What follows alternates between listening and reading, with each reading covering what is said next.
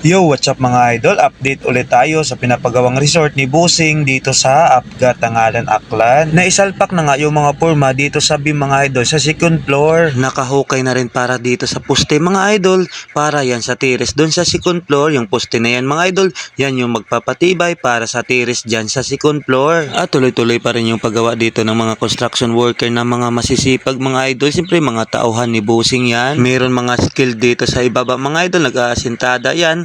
At doon sa taas naman mga idol, bali hati sila mga idol, iba yung sa taas, iba naman dito sa ibaba para mas mabilis yung trabaho mga idol. Kapag mabuhusan na nila yung pinakamataas na beam doon mga idol, pwede na yan malagyan ng bubong mga idol. Siyempre para hindi sila mahirapan at tuloy-tuloy na yung trabaho dito sa baba, umaraw man o umulan kasi may bubong na. Kaya busy yung iba sa pag-construct dito mga idol, meron naman nagdi-drilling dito sa bandang unahan, magdi-drilling na yan mga idol.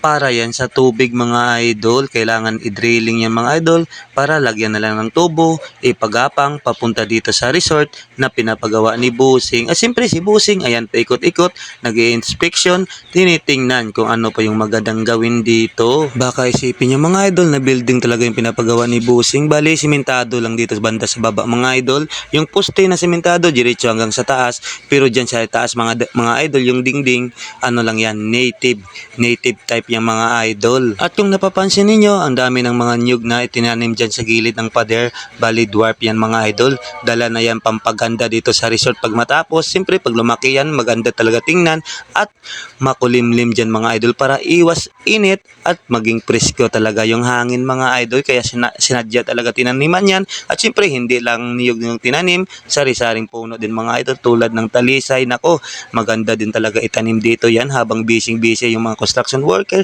Siyempre si boss nagsasabi din sa foreman kung ano yung susunod na plano o kung ano yung magandang gawin dito. At tingnan nyo mga idol, napakalawak pa talaga dito sa lupa ni Busing. Nako, ang dami pang pwedeng itayo dito. Kaya abang-abangan yung mga idol kung ano talaga yung kinalabasan dito. Siyempre i-update natin palagi yan, iba-vlog natin yan mga idol para makita ninyo kung gaano kaganda pag matapos yan. At least mga idol yung kagandahan, may progreso araw-araw.